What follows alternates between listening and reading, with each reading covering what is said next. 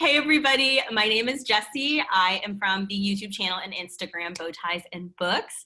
Thank you so much for joining us for the very first teen book club brought to you by Sourcebooks and Baker and Taylor.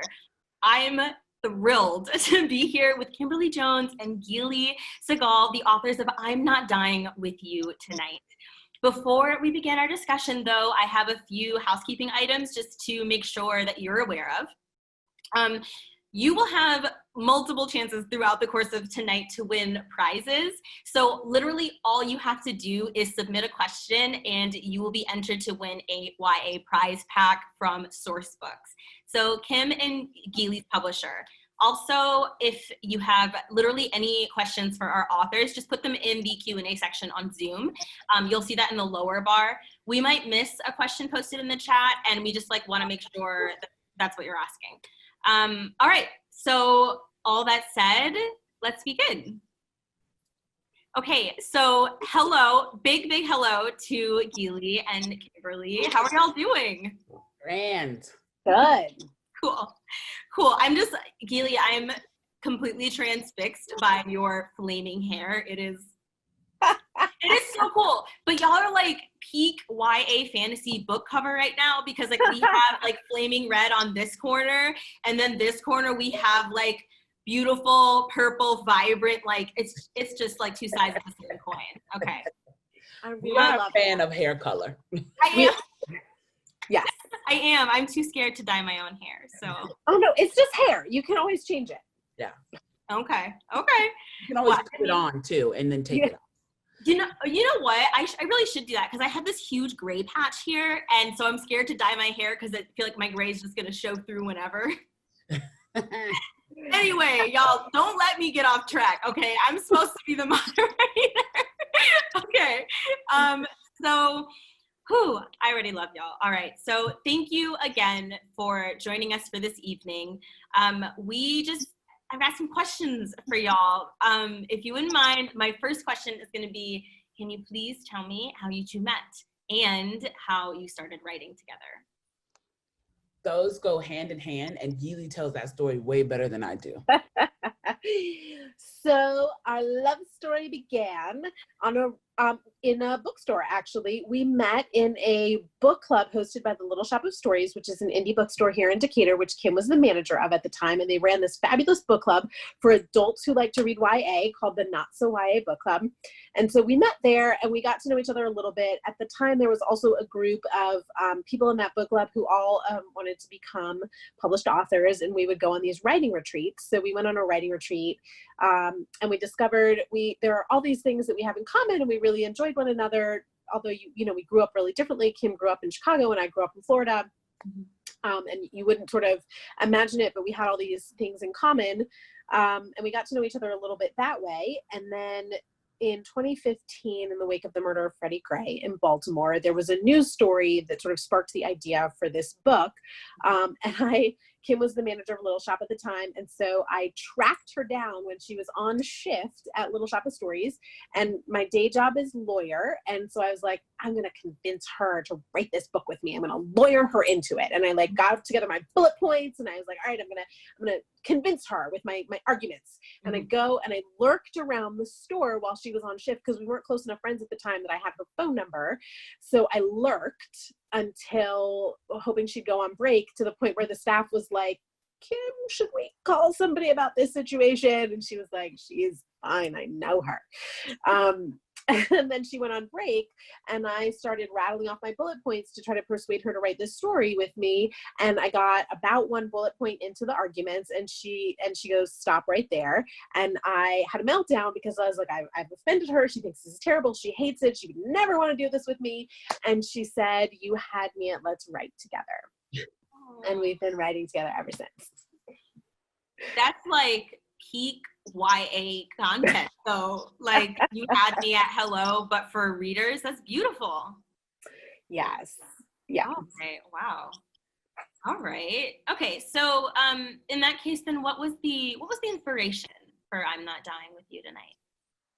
So Geely saw an article about a group of kids who got trapped behind a police barricade during the civil unrest in Baltimore. And the news kind of like moved on, you know, because they like the sensationalized stuff.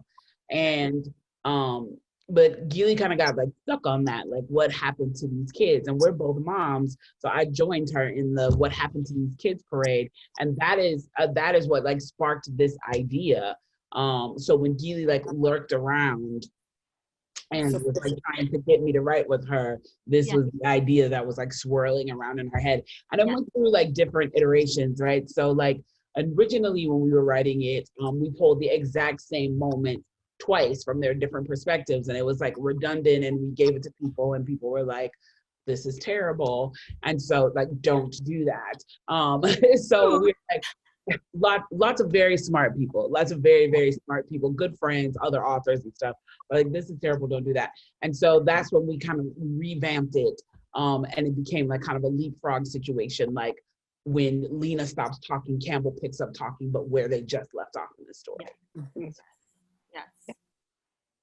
I'm trying not to like nerd out over the fact that I noticed that while reading, and I was just so excited every time that it happened because it felt, don't even get me started. Okay, nope, it was like, it made me focus.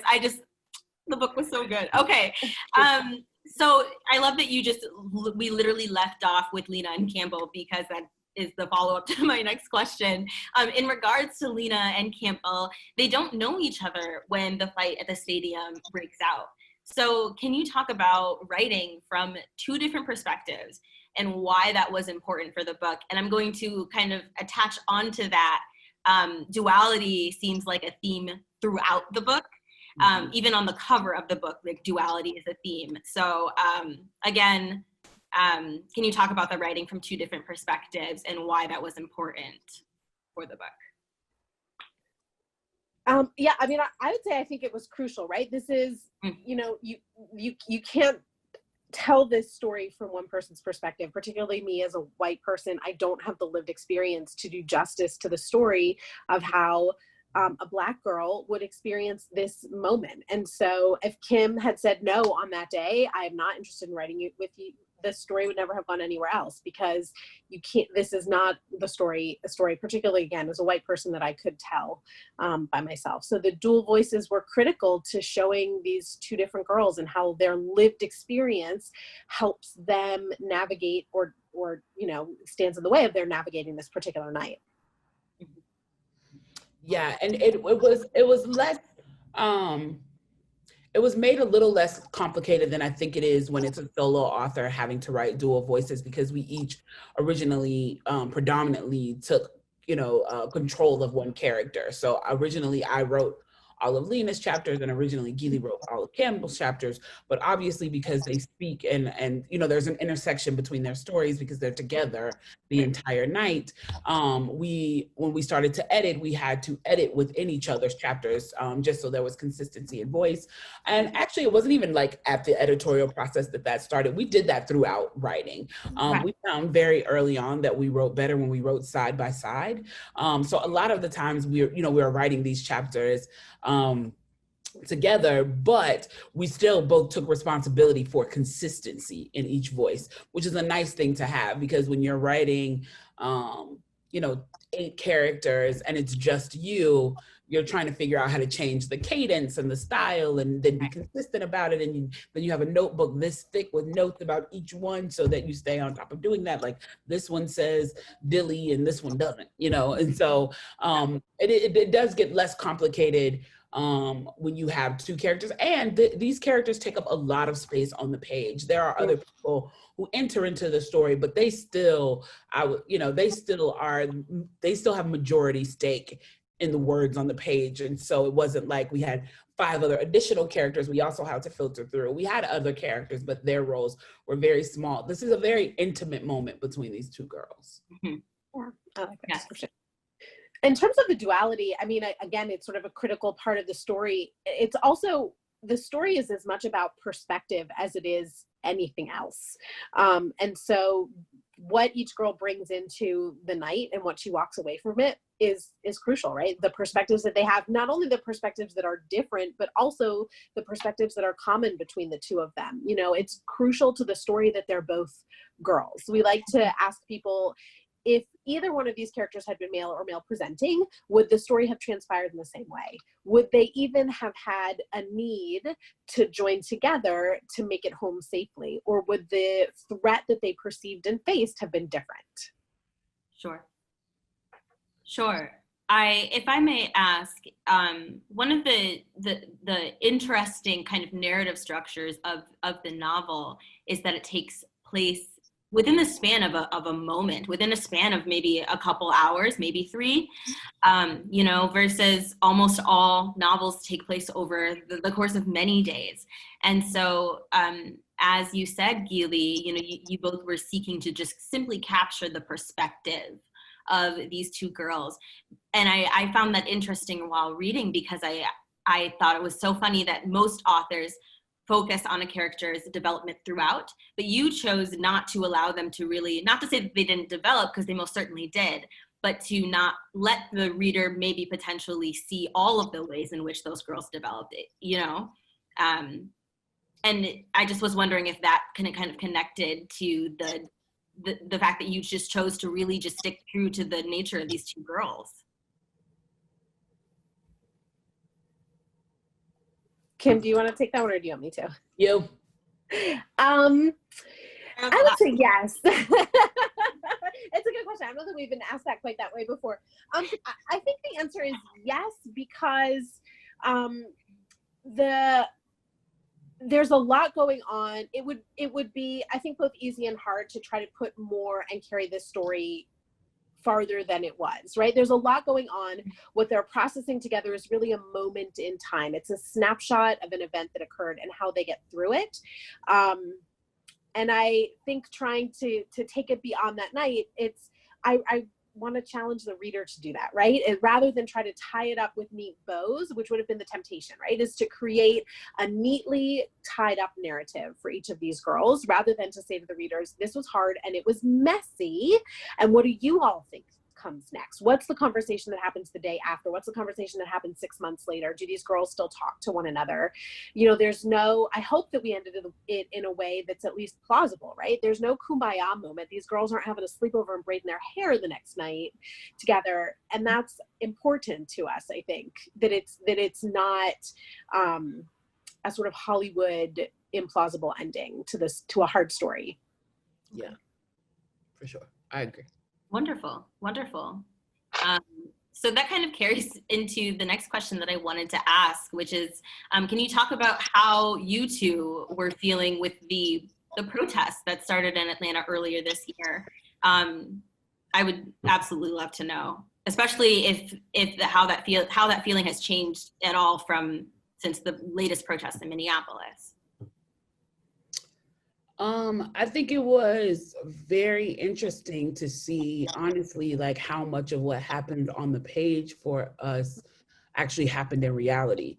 Up until the civil unrest of 2020, Atlanta, not in recent years, had a protest in that way, had that level of civil unrest. And so when we were writing the book in Atlanta, we always say it would have been nice to think that we were writing like historical fiction about things that had happened, but we are very clear that we were not, that this would reappear.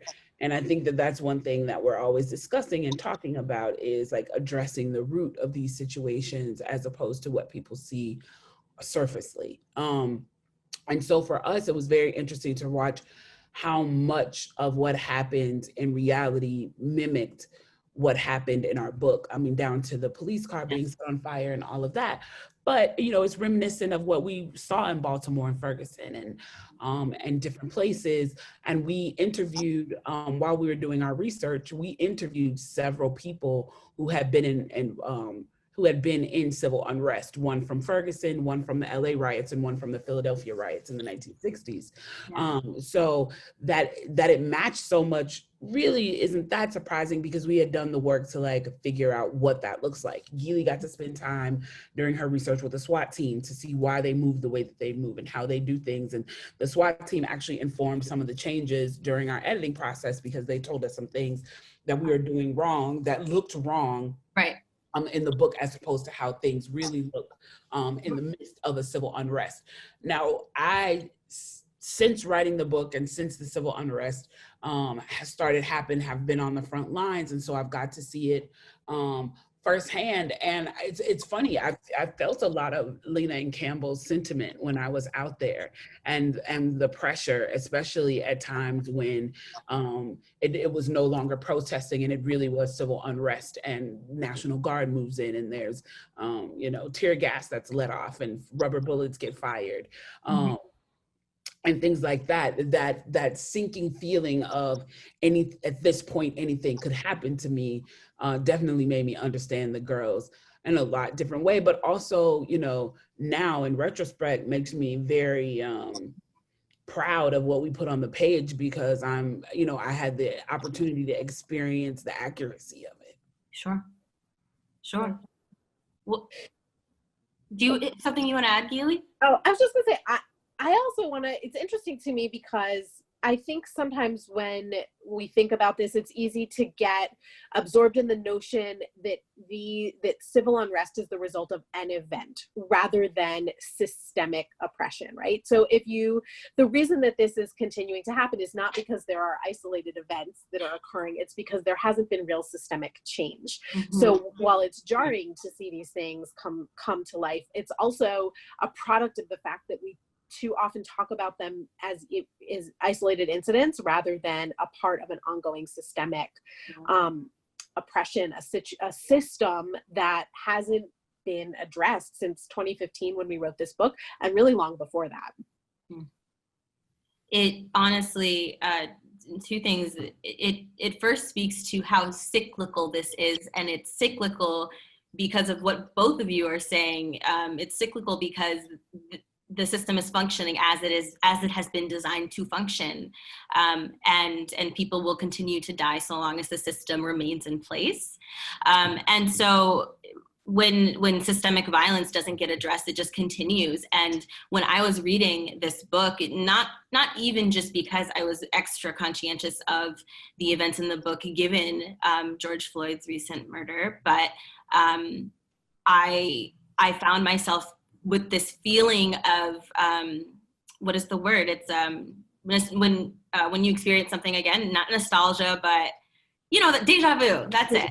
And I think that Black Americans, Black citizens, Black immigrants to this country live with perpetual deja vu because we are constantly experiencing whether or not these events, but the fallout from these events happening in our community, whether or not those are publicized on, the television or the news or et cetera, whether or not people are talking about it on Instagram, right? Like, this is simply reality, touching back on what Kimberly was saying. And that's what made the book so frustrating because, it's tiring because as a Black person, you're like, we have been experiencing this for so long, it's not new, but it seems so new for everyone else, and so it's just this feeling of deja vu and fatigue. And anyway, that was communicated really well in the book is what I was trying to get to. I really want to take this time to ask some questions from our participating libraries. The first question that I have comes from readers from Cora and Belden Library. Their question is, given the tremendous success and the critical acclaim of this book, do you two have plans for your next books? And I also need to know if you have plans. We do. Excellent. We have another book coming from Sourcebooks, fall 2021. It is not a sequel, so I'm so sorry. It is not a sequel. It is also not Marcus's story for the Marcus fans, because there's always someone who's like, Marcus's story. Yeah. I think if you reached really far, it would be a grand leap and reach, but if I think you did like a grand leap and reach, you could maybe call it a companion novel. Okay. But even that feels like a reach to me. But we did steal some stuff from one verse and put it in the other just to make a little connection. Brooklyn. Like for the reachers. Yeah, it's like if you blink, you're gonna miss it, kind of thing. Fan fiction. Yeah, it's like being an extra in a movie, basically. Like, That's right. there's a woman in the second book that is an extra, you know, from whatever. But yeah, but it is still on brand in that it is still a dual narrative. It is still dealing with race relations in America, and it is still one character that's Black and one character that's white that's navigating these conversations and situations. So yes, follow the Sourcebooks because they will be rolling out announcements about it. But we do have a second book coming, 2021. Awesome. Yeah. We're very excited. We're very excited. I mean, can I just interject really quickly and ask, why not just call the sequel I'm Not Dying With You Tomorrow? You know, like, just for the reachers, people just write fan fiction. Give me something. Oh my God. The thing about books is you have to be putting your characters through something. So I feel like Lena and Campbell deserve a minute. They just need the rest. And like, can I just be great? They just need to chill for a couple of months. Yeah, Lena's already got her bonnet on. She's in for the night. She's like, thank you. Okay, so now it's time for me to ask a question from St. John's University. And this question is, are the literary influences or cultural sources that you drew inspiration from as an author, either for I'm Not Dying With You Tonight or in your future books? Wait, can you repeat it again? I'm so sorry. Sorry. Yes, of course. Are there any literary influences or cultural sources that you draw inspiration from as an author? Oh, yeah. Yeah. Yeah, literary influences. I mean, I'm obviously like, who wouldn't be a fan of Baldwin? Definitely you know, my favorite book of all time is Man Child in the Promised Land by Claude Brown. And that book was the first book that I read that felt like me, that the language on the page I connected to. There wasn't much in the realm of YA when I was a kid. And so even though this was an adult book, the protagonist is a teenager. So I felt a connection, and he's a hood dude. I'm a hood chick. So we made that connection. But for the most part, in terms of just like my general writing style, you know, I am inspired by just Black women. And I'm inspired in a way to project that we are, you know, we're not monolithic. Lena is very, very different from the character that you guys are going to see in our second book. They come from two completely different backgrounds. They have two completely different lived experiences, and they respond and react to things very differently. And so, although Lena is special to my heart because writing Hood Girls is special to my heart, because I always just want the world to know that Hood Girls can be heroes too. I'm excited to write, you know, brown girls who are everywhere. I mean, there's always going to be a hood girl in my story somewhere. If it makes sense. If it doesn't make sense, that's one thing. But if it makes sense, just because that's, you know, that's my anthem and cry, and someone needs to represent us in a more, you know, multi-dimensional way. But yeah, but I just am inspired by, you know, Black women in my life and in the world, and that I get to intersect with and interact with, and telling their stories and telling their authentic stories and in complex ways, because I think that the way Black women's stories have been told up until this point have been very flat. So yes, especially I think with there's a narrative of the respectable Black woman too, and the respectable Black girl, and even in these like amazing, wonderful YA fantasies, YA contemporaries, where these Black girls are doing amazing things, they're never hood girls. You know, they're never Black girls who speak Ebonics and who like maybe got kicked out of school and like have parents who don't talk to each other. You know what I mean? Like they come from a very, very privileged privileged lens. They generally come from a very privileged lens, because respectability politics says this is the proper representation of Blackness.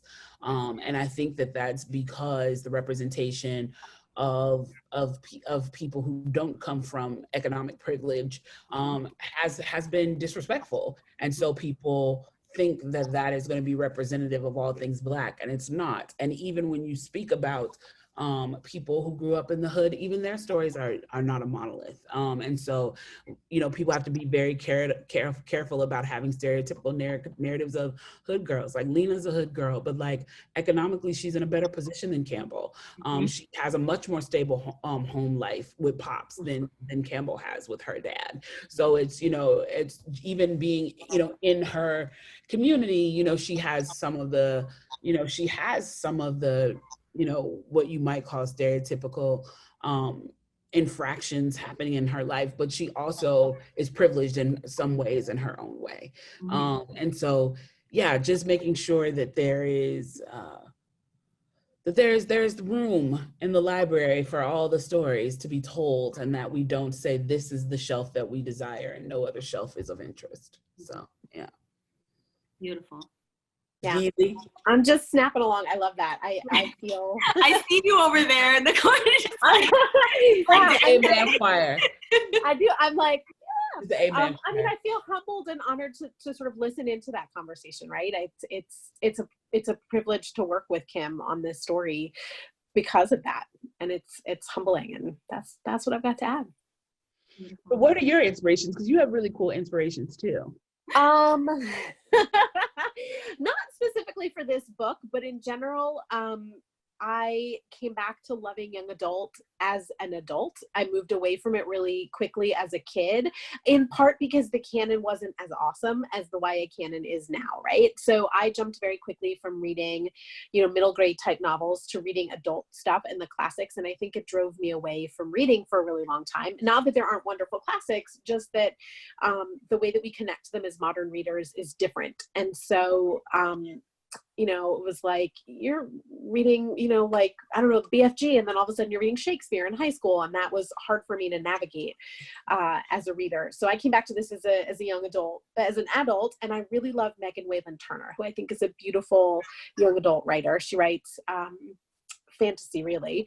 But when I got as an adult to the end of this book, and I immediately flipped back to the first page of the book, The Thief, and went, I want to learn how to do this, because it was so gripping and such a beautifully woven, intricate story that it really opened my eyes up to the idea that there were these exciting stories with exciting plots tackling really amazing and difficult topics, being told in the YA space. You know, I jokingly say, although it's half serious, if I wanted to read about middle-aged people who are unhappy in their jobs and hate paying their mortgage and are doubting their marriages, I will just talk to my friends. I don't need to read a book about that.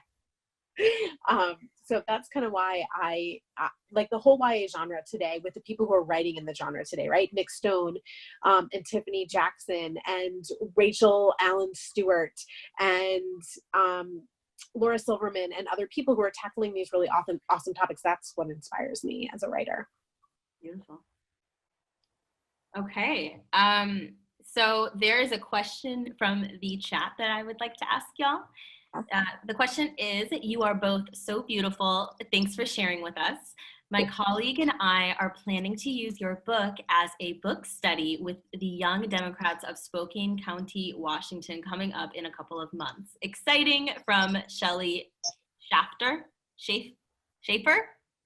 I don't know if I said that right, I'm sorry. So it wasn't a question, but rather a really touching compliment. Thank you. I mean, right on. Yeah, I love the idea of using this as a book study. Hopefully it's a conversation starter.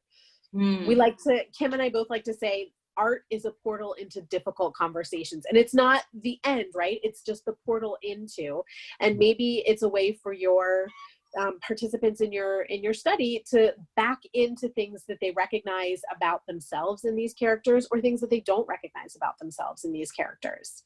You know, both of them are hopefully the starting point of conversations that you might not otherwise get to have. So the next question is, how did you two write this book together with arguing about all the details? And this question is from Heather Dorner. Well, you know, we didn't argue that much about the details, just because we don't think that compromise means you meet in the middle. We think that compromise means do whatever best serves the book. So if someone is like more passionate about something or something makes more sense. That's our version of compromise, is just doing what's best for the book, not like meeting in the middle and then having like this watered down segment that's like, oh, we're both happy, but the book is, you know, crappy for it. Yeah, so yeah, it's like we again, because we both had like such strong voices for each character, we kind of like leaned into letting the other person like take the lead and the charge on what that should look like and sound like, and we're respectful of that. And then we also, when we write together, we have very different writing styles. Geely is very like detail oriented in terms of like description and scenery and how something moves and how people get from one place to another and how you make it all make sense, and like, you know, like in terms of like, even in terms of like sentence structure, like how to make sure that the audience is comprehending what it is that you're trying to say. Like, she's brilliant at that kind of stuff. She's actually a really good editor as well. So although she's the child of an editor, so it makes sense. And by contrast, Kim is a master of dialogue. Her background is in the screenwriting and filmmaking world. And so she's a master of dialogue, and all of the snappy dialogue that happens in the novel is Kim's credit, right? Where she will come in and she'll be like, this sounds like a 40-year-old wrote it. Snap this up. And pacing is another thing that Kim is just incredibly strong at. And she, like, this movie is paced, I think, to its benefit, like a movie is paced, right? It moves very quickly. It does transpire over the course of one evening. And oftentimes it would be Kim who'd be coming in like, they're thinking too much. They got to move move this along. What's happening? We got to take this whole chunk out. Too much introspection. Wow. I honestly think the best, like the highlight of my day has been sitting here listening to you both fangirl over each other. Like, what? That was so touching. Oh, we love each other. We love each other. I was like, you can moderate the panel on each other. Like, that was so beautiful. I was like, oh my goodness. Yeah, I mean, I think that's the gift of working with a partner that you're well matched with and that you also really like, right? Like, we lean into one another's strengths and weakness, into our own strengths and weaknesses, and are honest about them, right? Like, you know, I don't take offense when she's like, oh, what 40-year-old wrote this dialogue? These people are 17 years old. I'm not offended, because I know she's right, and she's got the best interests of this creative product that we're working on together at heart. Yeah, and it's the same way when Geely is like, where are these people? This is the script. This is 10 pages of dialogue. We don't know where they are or what they're doing or like what's happening. I'm like, oh, yeah, you're right. I forgot that part. Like, the camera's gonna get it. It's like, there's no camera. Yeah. Oh, no. Yeah, but you know, also like, I honestly like the way that it's interesting, because the way that Geely and I kind of like view ourselves is more like we're like, you know, like a pop group as opposed to like anything else. So we think of ourselves as Geely and Kim, you know what I mean? And then it's like, we do other things and we have solo projects, but I think we'll always write together. We'll always come back and do projects together. I don't, you know, a lot of people write together and it's like a one-off. So it's like, oh, we wrote this thing together, but I'm really, you know, solo me. And I don't think we think of each other that way. I think we think of each other as a set, and then we're like, oh, but I don't write mysteries. Geely likes to write mysteries. So she'll go off and write a mystery, but like, she'll come back to Destiny's Child. You know what I mean? She's like gonna do her solo album, and then we're gonna do a group album, and then I'll do a solo album. And we'll not Destiny's Child. Come on. Come on, the classic Destiny's Child. Yeah, we're like Destiny Child of books. Oh, so, yeah. So we're like a group, but we will, you know, periodically do things separately. But we think of each other first as a set, as, you know, as that is how we work. And that's like, I honestly, like, I would get really sad if I got somewhere 15 years from now and I didn't have books with her and we weren't on tour together and stuff like that. Like, I don't want to imagine my life like not having this ride with her. So. Oh. I would cry. Kim, you're not supposed to make me cry on a random Tuesday night. I'm also crying. I feel the same way. We're a set. We're paired. We go together. We go. This is a set. She can't get rid of me. Not since that day I tracked her down in Little Shop of Stories and said, right, damn it. Yeah, and I don't want to. I have no desire. We literally have to move on from this question because I will start crying. Like, if we don't. So the next question is, Hi, Kimberly and Gili. How much of what you initially imagine actually appears in your finished books? Yes. So a lot of it with a big caveat. Yeah. As Kim said, this is like the dirty secret of this book, and it was the right thing, right? Because the book is better for it. But the very first draft of it that we wrote, you saw every event from both characters' perspective. So it would literally like jump backwards in time. And our early beta readers, rightly so, were like, "This is terrible. Stop it." And so the book underwent a massive revision at that point in time to structurally alter the way the story was being told. However, we didn't actually get rid of a lot of what we had written. We transformed it. So things that one character had said or done or seen or felt, we realized, you know what, this actually is more impactful and more meaningful, and the character that needs to learn this lesson is the other one. So rather than just dump the words, I'm going to move it over into the other character's chapter and transform it so that it's appropriate for her voice and her point of view. Mm-hmm. So Kim, I don't know. We didn't lose a ton of stuff. I mean, there were characters. Oh, the outline is still virtually the same. That we lost a few characters, but characters really didn't even just like completely disappear. Mm-hmm. They just got like transformed. So like a news reporter got transformed into Marcus, who then wrote himself into a bigger role. But for the most part, the general outline of the story stayed the same. Okay. Yeah. Donna's question, the asker of the last question, literally connects to the next question, which is from Mary Hake. I love when that happens. Good writing. Did you plan out your characters and plots fully before beginning? Oh God, yes. We plot so extensively.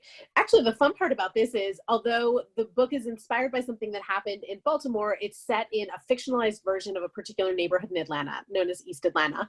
And so we drove to, before we ever started writing a word of this, when we just had the concept, we drove to a high school in East Atlanta, parked our cars, got out, and walked the route that we thought the girls would walk on the night in question. And so that walk ultimately became the plot of the book and the things they saw and the events that occurred along the way. So it was really extensively plotted out. So cool. Yeah. I mean, I have all the admiration for people who are pantser writers who just sit down and go, but I'm not built that way. Yeah, that's all. Yeah. See, the way my anxiety is set up, like there's no way, I need to plan out everything that I write too. And I'm not like a writer. That's so freaking awesome though, that you literally experienced it in such a physical way as an author. That's so great. Like when you get to hear about an author's process of how something like magic became what it is. Another question, and this one is from Valerie. Kim and Gili, you've been all over the country on tour.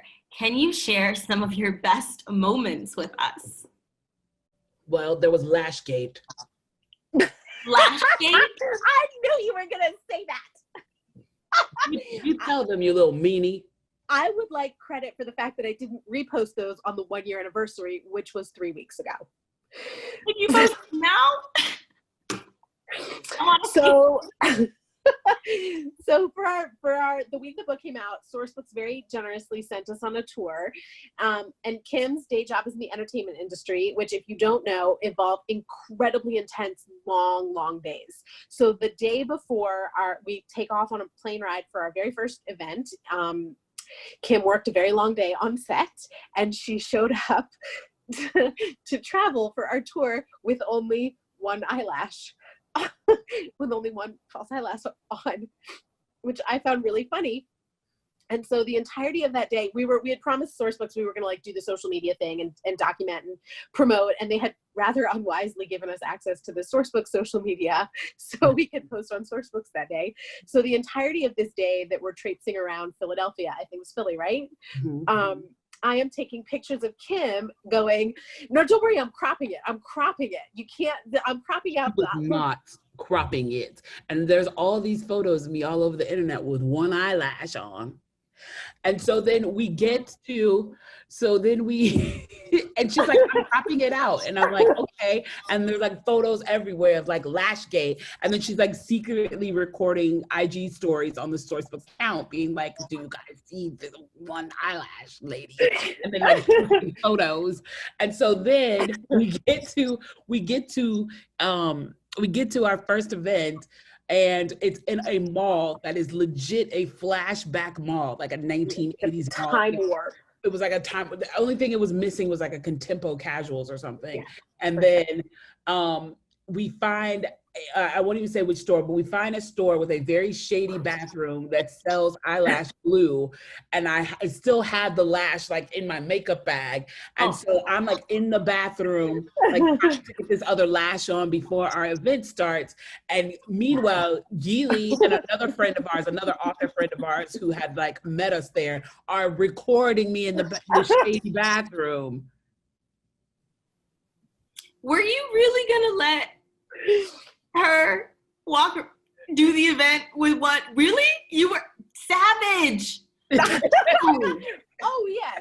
Listen, it's not like she didn't get me back, because ever after, when we travel, this friend, BFF over here, takes pictures of me sleeping in public places and posts them.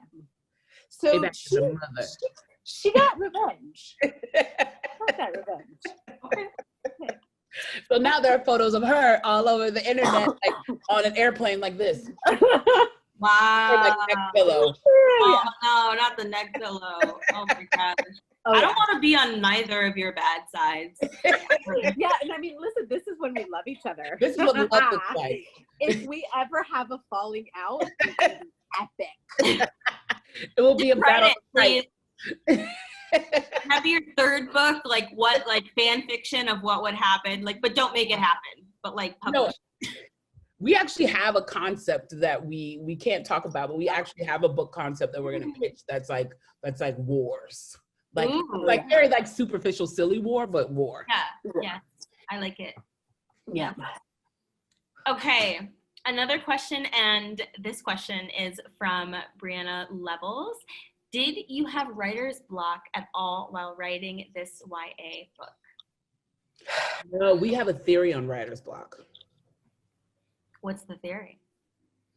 That the block comes from you looking at what's on the page, getting frustrated, feeling stagnant and stuck. We say don't aspire to be a great writer, aspire to be a great editor. You cannot edit a blank page. So just get words on the page, no matter how crappy they are. Don't be stalled by this deep feeling of like, this isn't good and this isn't working.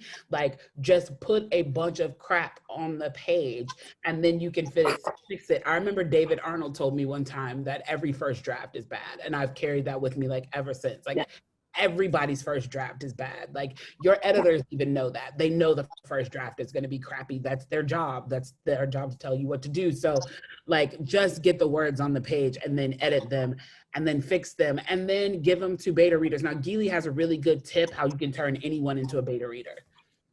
Yeah, I call it the BCD method, right? You can turn anybody from your mother to the mail person into a beta reader by handing them a copy of your manuscript and saying, in the margins, every time you're bored, write a B, every time you're confused, write a C, and every time you don't care, write a D. And anybody can give you feedback on the constructive feedback on a novel by doing that. And they're not always right about how to fix it, but if multiple people have got like a C in the margin at the same space, whatever you were trying to translate from your brain onto the page didn't come out as you intended. And so you have to go back and figure out, what is it that I'm not translating properly for my brain? Or if it's a D, multiple people are like, don't care. Maybe your pacing is off, right? And you need to move past this event that you're spending time and detail on and jump over to something that's more relevant to your plot. So. Yeah. Wow. Okay. That's fantastic. I'm going to utilize that. So we have 15 minutes left in our event. So if you have questions, continue to submit them and we'll squeeze in as many as we can with the time that we have left. So the next question is, Oh my goodness. Okay, what recommendations do you have for using this book with a group of primarily white/non-BIPOC individuals? And this question is from Melissa B. I'll let Gilly answer that because I refer to her as the Ally Community Center.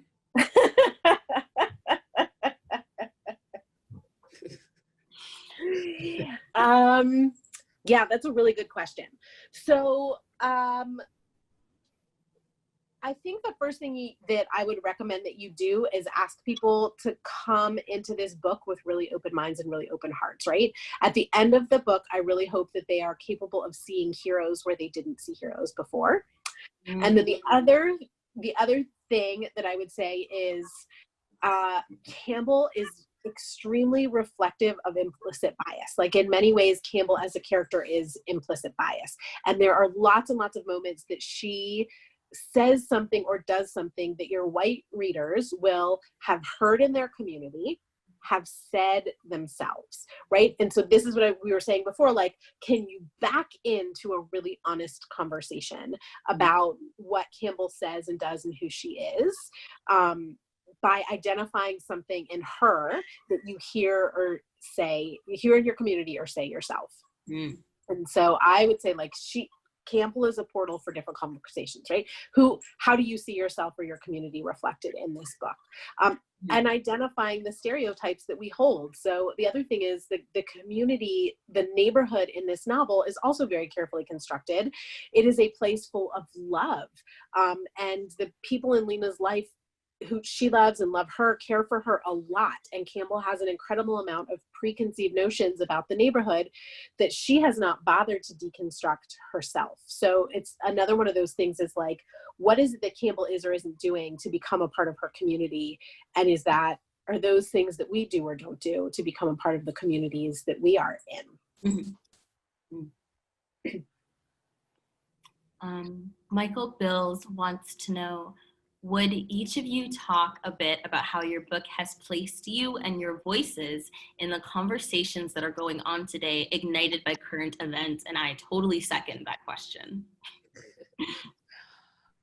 We have a good friend, Saborni, who's another author, who she said something that was very interesting. She said that there are often times that a time period has a book, but she felt like our book had a time period, that, we opened this conversation in this way, to discuss it in this way a year ago, before the civil unrest, before, the grand international awakening, if you will. And so this book was designed to have those conversations, and people, we only found that very, very brave librarians and school teachers were willing to utilize the book to have the conversation. And so now that this time has happened that is very closely linked and attached to the book, now this tool already existed that people can utilize, and we're finding that it's expanding, that people are having, book clubs with their family around the book, and reading the book and then having discussions with friends and in Facebook groups and things like that. And it's funny because, the book came out a year ago, but it really hit its stride in terms of being, critically acclaimed and, purchased even by people in the midst of the civil unrest, because I think that it allowed people to see its relevancy in a very different way. And it allowed people to view a conversation we were already having in a very different way. People were low-key slightly afraid of this conversation a year ago when we originally released this book, and that has changed. Yeah. No, Gilly, I would love for you to continue. I think there's a teacher on Twitter whose name is Dwayne Reed, who said, racism is not a Black problem to be empathized with, it's a white problem for white people to dismantle. Mm-hmm. And so I think the role that white people play in conversations about implicit bias and racism is crucial, right? Because if we're not doing the work to dismantle racism and bias in ourselves, there isn't actually going to be any change and movement. But at the same time, it's really critical not to center our own voices. Mm-hmm. And so what I would say is like, I hope that a role I can play is modeling how to have conversations, how to talk about what whiteness is and does, and how it implicit bias and privilege impact us, and include myself in those conversations as a beneficiary of it. And also, what does it mean to stop and listen to my partner, and to let my partner's voice lead, and enter into this conversation humbly with something to learn. So hopefully I can be a part of those conversations and also maybe model them. Kim, if I could ask you kind of a personal question about being a writer, a Black writer. I'm curious, because you touched on in your last response about how the book didn't start to gain its notoriety until recently, and we know that recently it is the result of innocent Black people being murdered. And so how do you sit with, how do you navigate being a Black author whose voice only seems relevant when something, really threatening is happening? And I ask this because I know myself and a lot of other Black creators who have grown almost exponentially as the direct result of these violent instances of police brutality are asking ourselves the same question. We are, us in the reader community are sitting with ourselves and asking, like, how do we navigate suddenly having these people who didn't seem to care about me and my community before? Yeah, it's interesting because now, like, you're like super valuable, right? So like people, the people who have been the thought leaders in these conversations, and not necessarily in, a radical way, but even like yourself, like being a Black book blogger and like trying to like, highlight all of these books, but make sure that you are, exalting voices of color and things like that. Like that, this notion that now it has value is the part that is like helping with the conversation, right? Because we're saying this is the problem that we have been having this conversation for so very long, and that now it has like this new sense of relevancy that in and of itself is something we all have to get past and have a conversation about and get over, first. Because it's just like that is more indicative of what we deem what we're saying the problem is that we had to be in a global pandemic and the world had to stop. And then we had to take to the streets, and the world had to take to the street with us before the bare minimum of people just saying Black Lives Matter. Do you know how minimalistic that is? To just be saying, I just want you to recognize that my life matters enough not to be desensitized to when it is taken. That is what you call like scraping the bottom of the barrel on humanity. That is not saying make sure that I'm living a happy, healthy life. That's saying make sure that you understand that I just matter enough that I should not be the victim of someone being judge, jury, and executioner in the streets and deciding that it's okay to take my life, and us being so dehumanized that people feel like we need to debate about whether or not our lives are worthy of being taken or not, whether or not it is criminal to take our lives. That's scraping the bottom of the barrel on humanity. And so since we're coming from a conversation of such a low point, this trajectory of now we want to hear from the Black thought leaders on what we should be doing and saying, again, goes to show that the work should not be ours. Because now what we're saying to all of the Black creatives and thought leaders and activists and humanitarians and teachers and librarians are, I know that you are exhausted, and I know that I have not been listening, but carry 10 more bales of hay to me to express to me how to fix this. And like Geely just said, like, no, you start doing the work, which will allow you to not be in the same space you were in a year ago. Because if I do the work for you, you will be back there tomorrow. So we can do the work in conjunction, but it is not my responsibility to carry the load for you. It is not my responsibility to now be your guide. And that's kind of what is happening with all of the Black creators being pushed to the forefront it's still kind of a bad thing in and of itself, because it's saying, now that we've discovered this problem, we want you all to come in and chime in to help. And it's like, but you didn't value this conversation a year ago. Right. And now you value it only for me to be in your service. Right.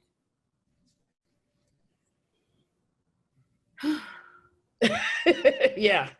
I'm just snapping over here in the corner as I furiously write quotes from you with my right hand. Like, yes, I really hope everybody takes time to really, really sit with what Kim is saying, especially if any ounce of that made you uncomfortable. That uncomfortability is yourself telling you that you have more work to do, and us doing the work as human beings is critical. It is the only thing that is going to save lives, is everyday citizens, individual people doing the work.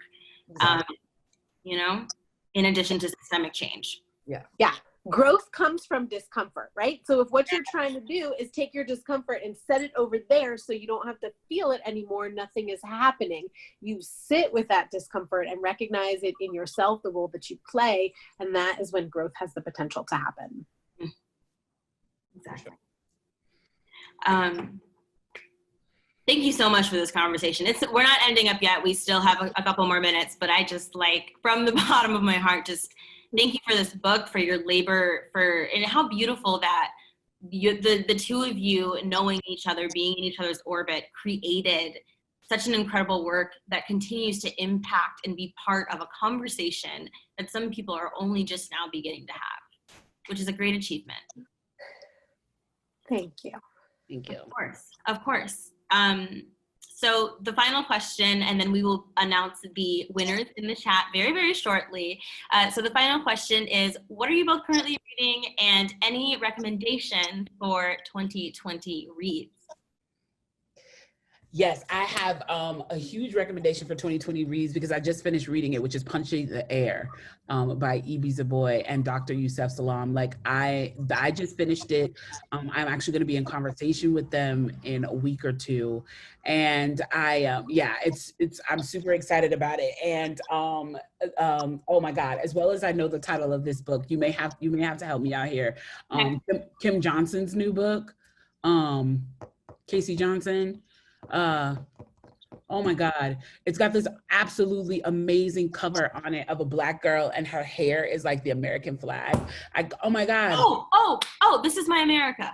Yes, This Is My America. So I just finished This Is My America as well, which is absolutely brilliant. So both of those are 2020 releases. So yeah, get them.